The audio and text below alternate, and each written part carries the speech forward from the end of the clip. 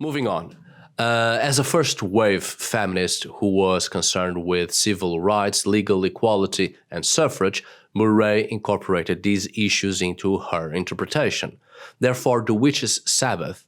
analyzed by her, is described as a liberating cult, as women would participate of their own free will, would even feel pleasure in some of the rites, would have important roles in the social organization of this cult, that is, they would have an active voice.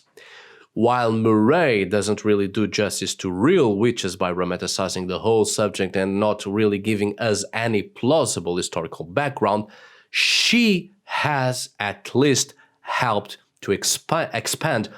interest in these subjects. As controversial as it may be, it is always interesting to think about the appropriation of this interface between witches and feminists in Murray's case as a literary approach to the fantastic scholarship genre, in which the folklorist set the tone by inverting the logic of the Sabbath, a central rite in the theme of witch hunting.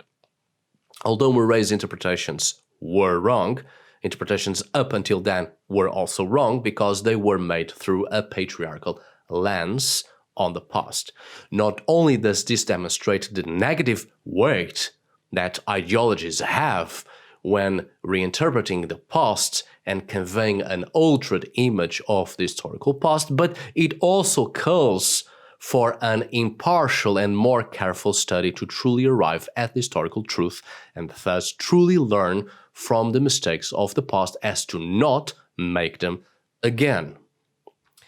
This political act by Murray had a strong impact not only in political terms, as can be seen in the second wave of feminism that I will discuss later in a moment, but also in the field of feminine-centered religions.